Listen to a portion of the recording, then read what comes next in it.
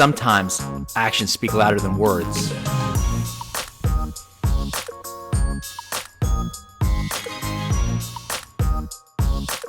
You asked for it. Nay, I should say you demanded it. Here's Big Boy Pants Golf's reaction to the LIV Golf Tournament in Portland, Oregon this past week. It ended yesterday, which was a Saturday. I'm going to also compare it a little bit to the John Deere Classic that ended today.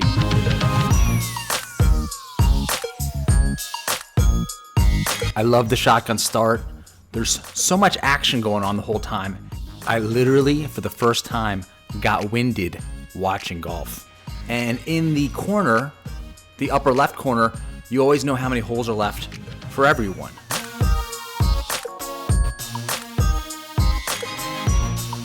As one golfer pointed out, and I don't remember who it was, this format is actually the most fair because everyone's playing in the same weather conditions. You don't have one half of the draw playing in perfect sunny conditions, and then the storms roll in, and the second half of the draw are playing in much harder conditions. This just happened at the Players' Championship. Remember that year that Tiger Woods shot an 80 in the British Open? Because the rain's literally coming this way at him? You don't have that. And if the rain is coming at you, it's coming at everyone at the same rate because you're on the same course at the same time.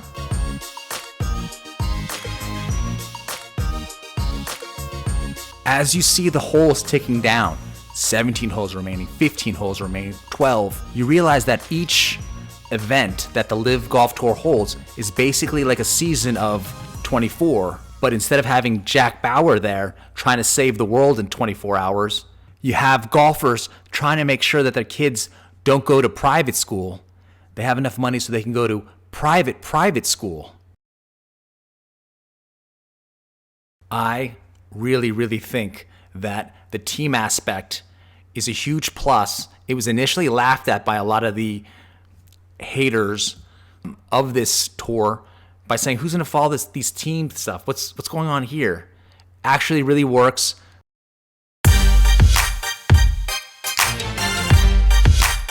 You can see these players actually focusing on a lot of shots that maybe they would have dialed it in because they're way down the leaderboard, but they're still trying to help their team win and win big money, and also trying to advance to get some points that affect them later. I still don't understand the full scope of how the points work out.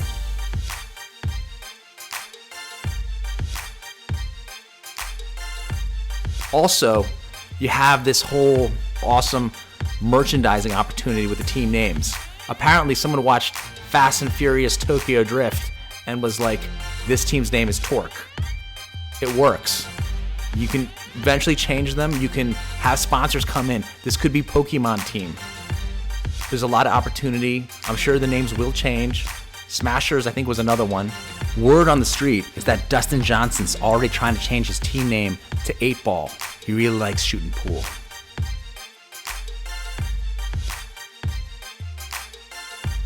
It's also strange that anytime one of the golfers from the PGA Tour heads over to the LIV Golf Tour, he's referred to as a defector. These guys still have their original passports and their country of citizenship. They really haven't defected.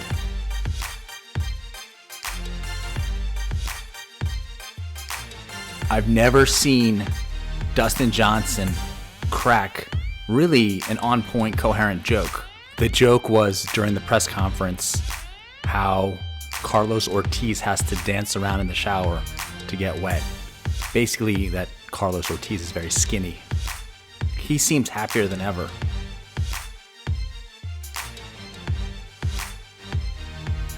I followed Dustin Johnson for 9 holes or so. He was playing with Xander Schauffele in one of the tournaments in Las Vegas maybe 8 months ago or so. I have this whole thing videoed and I put it up in my channel, Big Boy Pants Golf. If you scroll through my episodes, you'll see one where it's Xander and Schauffele playing a Squid Game of sorts. But let's get back to the main point. When you follow him in person, it seems like he's been hit by a tranquilizer dart. He's very sedated. Now you can see his true personality coming out. Patrick Reed, guy can't stop smiling. I also think of Patrick Reed as the spokesperson of the LIV Golf Tour. He's got that LIV Golf hat. He's got the shirt. He's firing up the leaderboard right at the end. You see that long chip-in he made? This guy is in it to win it. These guys are competitive because they're not just playing for themselves. They're not playing for their country. They're playing for their teammates. I love the fact that these guys have somehow bonded as teams, except for Pat Perez, who was 8 over after 10 holes when I was watching the broadcast, and he's still rocking that lunch lady hairstyle.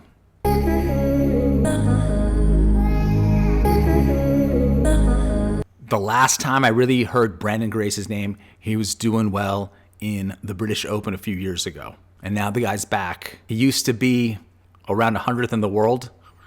And my observation on him is that I couldn't believe he was only 34 years old. Guy looks a lot older. Looks like he smokes multiple packs of cigarettes a day. But he still got the job done. It was really one of the more clutch performances you're ever going to see with so much at stake, so much money.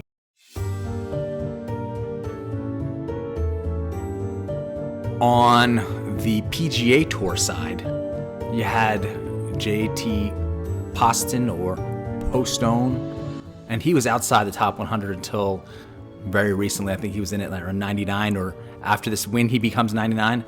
But if you win the John Deere Classic, which should be renamed the Steve Stricker Invitational, does anyone watch it? I mean, look at the leaderboard.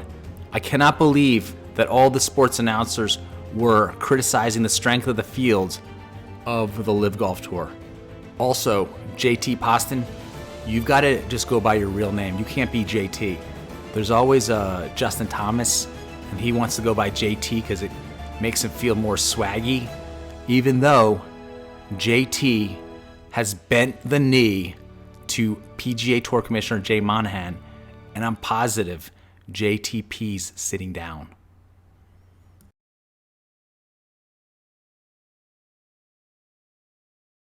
The amount of money these guys are making, not just individually, but as a team, is impressive. Branden Grace made over $4 million for the victory, and he also made an additional, I guess, $300,000+ because his team finished third. Last week, I think Schwartzel's team came in first, and for the first place team gets $750,000 a player. This is sick money.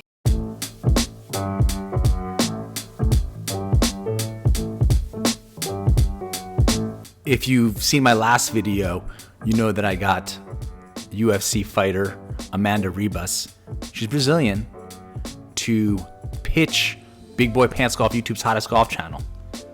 Now, a lot of people asked, how did you pull this off? Well, I'll tell you, I was in the merchandise area, I saw her, thought it was her, looked towards her, and she gave me this look when she realized I knew who she was. And instead of hooking her up and just being cool about it, I immediately whipped my phone out, hit the video, and recorded her, forcing her to acknowledge that she would subscribe to Big Boy Pants Golf, and I think you should too.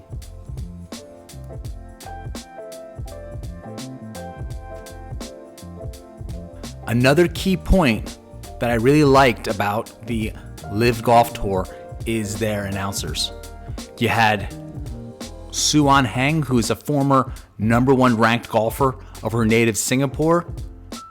And you also had Troy Mullins and Bell Angel and a bunch of English-sounding kind of dudes that weren't as important.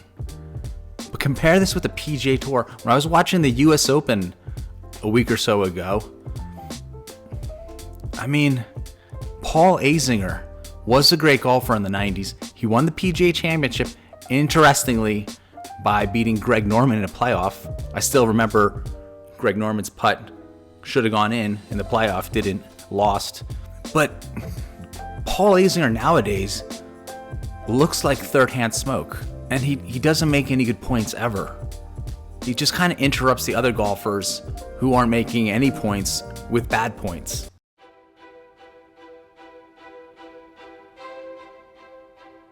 Another sweet thing that the LIV Golf Tour does now, and I don't know how long it's going to continue, but suddenly they have this breaking news, and boom, Bryson DeChambeau is welcoming Paul Casey, who just signed up with the LIV Golf Tour, to his team.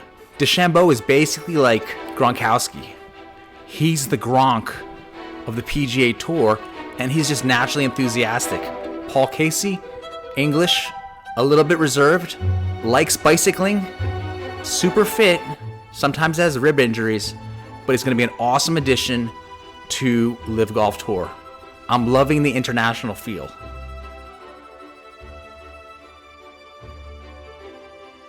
When Belle Angel comes on and she's showing the local cuisine at the LIV Golf Portland stop, and she's at a food truck, she's eating some type of rice and chicken, and she speaks in that accent that basically is the female version of Leonardo DiCaprio in Blood Diamond. You're not sure if it's really English or South African. I wanted that. I wanted to eat that food. She makes it seem appealing. Meanwhile, you know, if Paul Azinger got on for the PGA Tour, he'd be talking about Nathan's hot dogs, preservatives, additives, unhealthy. I don't mean to bag on Paul Azinger. I did learn how to hit a knockdown shot from him in the 90s in that Golf Digest article where he teaches you how to jam the club into the ground, injure the tendons in your wrist, and then hope they heal.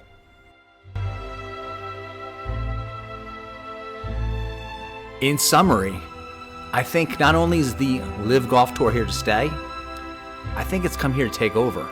And that's just kind of really changing what Conor McGregor said.